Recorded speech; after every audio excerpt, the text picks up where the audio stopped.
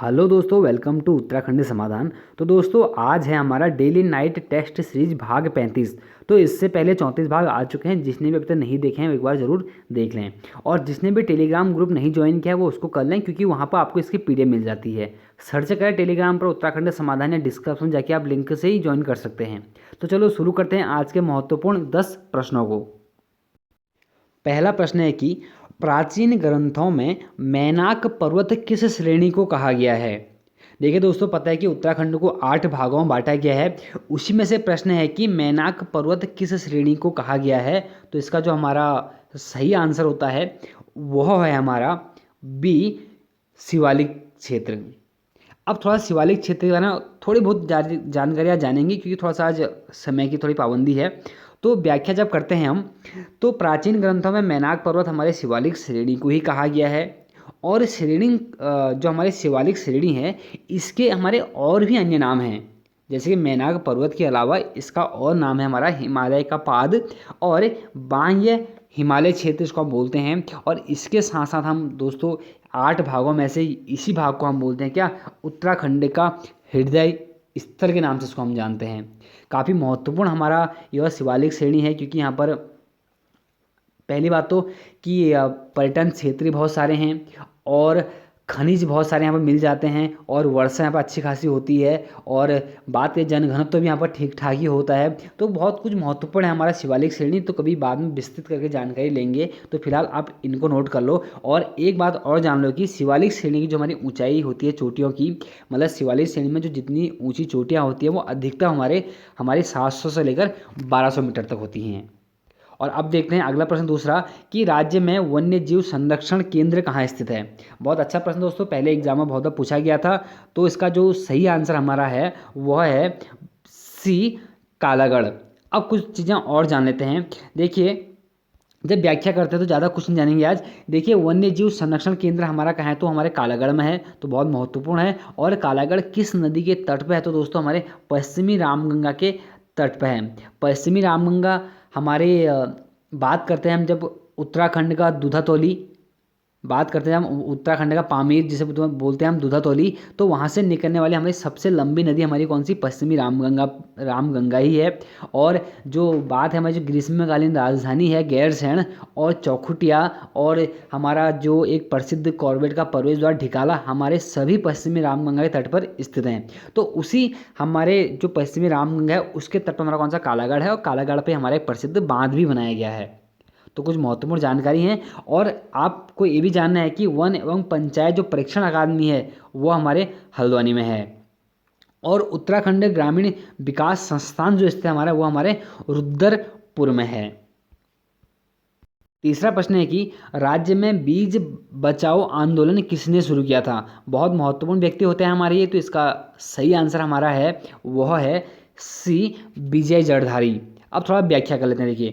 देखिए जो विजय जड़धारी हैं, इनके द्वारा बीज बचाओ आंदोलन शुरू किया गया था 1987 से। और श्रेय इन्हीं को जाता है, विजय जड़धारी को। पूछा जाएगा कि बीज बचाओ आंदोलन किसने शुरू किया, तो विजय जड़धारी ने। सन तो खैर अभी तक नहीं पूछा गया है, लेकिन इतना महत्वपूर्ण नहीं है, बस नाम याद रखना। और दोस्तों, मिश्रित वन खेती का जो मॉडल हमारे उत्तराखंड में तैयार किया गया है वह जगत सिंह चौधरी, जिनका उपनाम है जंगली, तो इनके द्वारा तैयार किया गया है। और जगत सिंह चौधरी हमारे वर्तमान में उत्तराखंड के वन विभाग के हमारे ब्रांड एम्बेसडर हैं। और दोस्तों, आपको पता है कि उत्तराखंड में चकबंदी भाई मांग चल रही है। जो चकबंदी का जो यहाँ पर डाटा तैयार किया है वह है हमारे गणेश सिंह गरीब। इनको हम गणेश सिंह गरीब के नाम से जानते हैं। और उसके बाद वृक्ष मित्र के नाम से हम जानते हैं विश्वेश्वर दत्त सकलानी को। और पर्यावरण मित्र योजना जो शुरू की थी हमारे, वो हरक सिंह रावत ने शुरू की थी। और कहाँ से की थी, तो श्रीनगर से की थी। और कब की थी, 2006 में की थी। अगला प्रश्न है कि राज्य के किस नदी को अच्छी सेवक लेकिन बुरी मालकिन के नाम से जाना जाता है। बहुत महत्वपूर्ण प्रश्न है। अच्छी सेवक लेकिन बुरी मालकिन के नाम से जानते हैं दोस्तों, हम जानते हैं वह कौन सी नदी, बी, दाबका नदी। अब थोड़ा व्याख्या कर लेते हैं कि व्याख्या जब करते हैं ना, तो अच्छी सेवक एवं बुरी मालकिन के नाम से हम जानते हैं दाबका नदी को। पता है आपको कि दाबका नदी हमारे दाबका नदी के किनारे पर एक जगह बात हो रही, कौन सा एक प्रमुख गांव बसा है या प्रमुख एक छोटा मोटा शहर बसा दोस्तों, तो हमारा कौन सा, कोटाबाग है। कोटाबाग का महत्व हम देखते हैं दोस्तों चंदवंश में, कभी चंदवंश में बात करेंगे। और अगला है कि इसमें कि पुरोला घाटी का वरदान व सिराई घाटी की जीवन रेखा हम बोलते हैं दोस्तों कमल नदी को। और सिराई घाटी को दोस्तों हम बोलते हैं क्या, मिनी बंगाल के नाम से भी हम इसको जानते हैं, बहुत ही महत्वपूर्ण है। और कमल नदी को दोस्तों हम पुरोला घाटी का वरदान बोलते हैं, तो प्रश्न एक बार पूछा भी गया एग्जाम में। और अगला है कि धान कटोरा गहवाड़ क्षेत्र हम बोलते हैं किसको, कोसी नदी को। कोसी नदी के किनारे प्रमुख हमारे स्थान थे, मैंने आपको कल ही आपको बताया था। लेकिन जो सबसे महत्वपूर्ण बनता है हमारा कौन सा है, एक हमारा बनता है हमारा गिरिजा मंदिर, और दूसरा हमारा रामनगर, और तीसरा जो प्रश्न यहाँ से बनता है कत्यूरियों की जो शीतकालीन हमारी राजधानी थी ढिकुली, वो सभी हमारे कोसी नदी के तट पर स्थित हैं। और इसमें अगला है कि हमारा कि हल्द्वानी की जीवन रेखा हम बोलते हैं दोस्तों गौला नदी को। और गौला नदी के तट पर कुछ महत्वपूर्ण अगर शहर की बात करूं तो एक हमारा कौन सा, कुमाऊं का प्रवेश द्वार कौन सा, काठगोदाम, और दूसरा हमारा हो गया कौन सा, यही हल्द्वानी। पांचवा प्रश्न है कि भोटिया शब्द की उत्पत्ति संभवतः किन लेखकों की देन है। बहुत अच्छा प्रश्न दोस्तों। तो इसका हमारा सही आंसर है वह है हमारा कौन सा, सी, ब्रिटिश लेखकों की हमारी जो देन है वो हमारा भोटिया जो नाम वर्तमान में प्रयुक्त हम करते हैं वह देन है तो हमारी किसकी, ब्रिटिश लेखकों की। अब थोड़ा व्याख्या कर लेते हैं। देखिए मैंने कल भी आपको भोटिया जनजाति पर कुछ ना कुछ अपने टॉपिक बताया था, और आज भी बता रहा हूँ, कल भी बताऊँगा। तो आप लोग वीडियो लगातार देखते रहें, क्योंकि आपको इससे बहुत सारी नॉलेज मिलने वाली है। देखिए जब व्याख्या हम करते हैं ना, तो पौराणिक ग्रंथों एवं अभिलेखों में भोटिया को जो संबोधित किया गया था वो शौका नाम से किया गया था। अगर बात करें कि भोटिया का जो मूल नाम है हमारा वह शौका है, हम बोलते हैं ना, वैसे भी भोटिया को शौका बोलते हैं हम। लेकिन जो आज भोटिया शब्द की जो उत्पत्ति हुई है संभवतः वो हमारे किसके, ब्रिटिश लेखकों द्वारा हुई है। और भोटिया या शौका प्रजाति को सामान्यतः 6 वर्गों में बांटा गया है। वह 6 वर्ग हमारे शौका, जोहारी, दारमिया, तोलछा, मारछा और जाड़। जाड़ से दोस्तों अभी हाल ही में एक जो एसआई का एग्जाम हुआ था वहाँ पर प्रश्न बना था कि जाड़ की हमारी भाषा क्या होती करके, तो आप लोगों ने कमेंट करना कि जाड़ की भाषा क्या होती है, और बाकी आपको इन 6 के बारे में कल वाली वीडियो में बताऊँगा। अगला प्रश्न छठा कि मिनी कॉर्बेट किसका उपनाम है। तो दोस्तों मिनी कॉर्बेट यहाँ पूछा गया है, तो मिनी कॉर्बेट हमारा नाम है दोस्तों, वो हमारे किसके, सी, ठाकुर दत्त जोशी का। देखिए सभी सब महत्वपूर्ण व्यक्ति हैं जो कॉर्बेट के नाम से प्रसिद्ध हैं। अब थोड़ा व्याख्या कर लेते हैं कि मिनी कॉर्बेट के नाम से हम जानते हैं ठाकुर दत्त जोशी जी को, और उत्तराखंड का जो कॉर्बेट बोलते हैं हम वह बोलते हैं लखपत सिंह रावत को। दो के दो महत्वपूर्ण प्रश्न है। और जो हमारे जो जिम कॉर्बेट थे उनको हम जानते थे गोरा ब्राह्मण के नाम से। तो 3 के दिन हम नोट कर लें कि मिनी कॉर्बेट, और कॉर्बेट का, उत्तराखंड का कॉर्बेट, और गोरा ब्राह्मण। 7वां प्रश्न है कि जय श्री राजवंशी गोलूदेव फिल्म के निर्देशक कौन हैं। बहुत अच्छी फिल्म है दोस्तों, जय श्री राजवंशी गोलूदेव, गोलू देवता को यह समर्पित फिल्म है।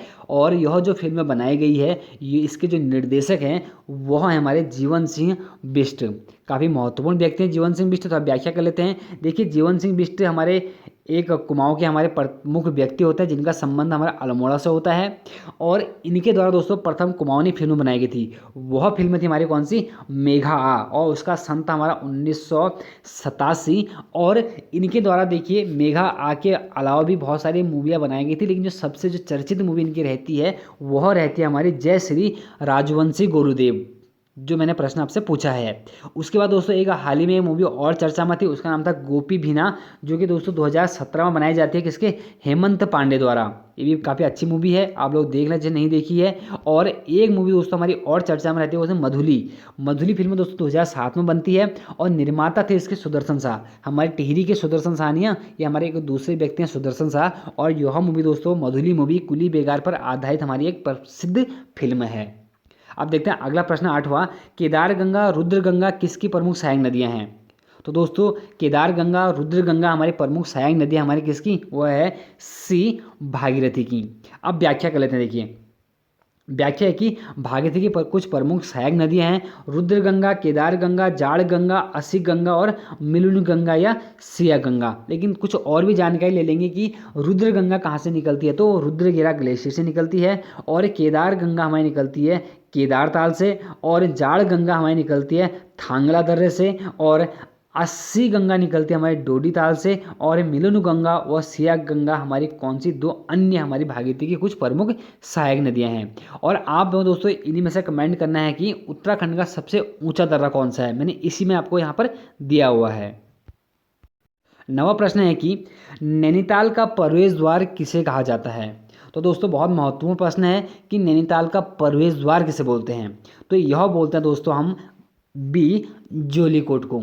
अब देखिए दोस्तों, अगर क्वेश्चन बनता कि नैनीताल जिले का प्रवेश द्वार किसे बोलते हैं तो उसका हमारा आंसर होता ए रुद्रपुर। अब थोड़ा व्याख्या देख लेते हैं कि नैनीताल का प्रवेश द्वार हमारा कौन सा, जोलीकोट है जो हमने आपको दिया है। लेकिन पूछा होता कि नैनीताल जिले का प्रवेश द्वार तो हमारा कौन सा, रुद्रपुर है। जिसने भी प्रवेश द्वार की वीडियो नहीं देखी है प्ले स्टोर में जाएं, उत्तराखंड का भंडार करके चैनल बना हुआ है, वहाँ पर आपको यह पूरी एक वीडियो मिल जाएगी जिसमें मैंने प्रमुख प्रवेश द्वारों पर बात की हुई है।